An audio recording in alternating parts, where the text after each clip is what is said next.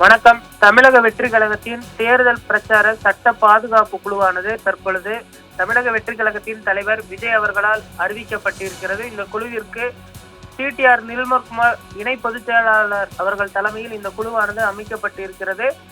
வரக்கூடிய தேர்தலில் பார்த்தோமேனால் ஆளும் தரப்போ அல்லது தேர்தல் ஆணையத்தால் போடக்கூடிய வழக்குகளை எதிர்கொள்ளக்கூடிய வகையிலும், அதே போன்று தேர்தலின் போது ஒரு சில நிர்வாகிகள் எதிர்கொள்ளக்கூடிய வழக்குகளுக்காகவும் இந்த சட்ட பாதுகாப்பு குழு அவர்களுக்காக பார்த்தோமேனால் களத்தில் போராடும், அவர்களுக்கு சட்ட ரீதியான உதவிகளை செய்யும் என்றும் தற்போது தெரிய வந்திருக்கிறது. இதில் டி வெங்கட்ரமணன் பொருளாளர், அறிவழகன் மாநில ஒருங்கிணைப்பு வழக்கறிஞர் பிரிவு, குமரேசன் மாநில ஒருங்கிணைப்பாளர் சட்ட ஆலோசனை பிரிவு, சிவசண்முகம் மாநில இணை ஒருங்கிணைப்பாளர் சட்ட ஆலோசனை பிரிவு, பி பாண்டி என்ற கே.பி. பாண்டியன் மாநில இணை ஒருங்கிணைப்பாளர் சட்ட ஆலோசனை பிரிவு, இந்திரா தன்ராஜ் மாநில இணை ஒருங்கிணைப்பாளர் வழக்கறிஞர் பிரிவு உள்ளிட்ட பல்வேறு முக்கிய நிர்வாகிகளும் இந்த குழுவில் இணைக்கப்பட்டிருக்கிறார்கள். அதே போன்று சில நாட்களுக்கு முன்பு கட்சியில் இணைந்த சத்யகுமார் தேசிய செய்தி தொடர்பாளர் அவர்களும் இந்த குழுவில் இணைக்கப்பட்டிருக்கிறார்.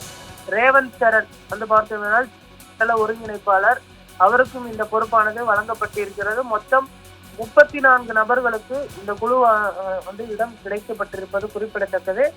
திமுக மற்றும் அதிமுகவில் சட்ட பாதுகாப்பு குழுவானது இயங்கி வரக்கூடிய நிலையில் தற்பொழுது தாவேகாவும் இந்த சட்ட பாதுகாப்பு குழுவை அறிவித்திருப்பதும் குறிப்பிடத்தக்கது.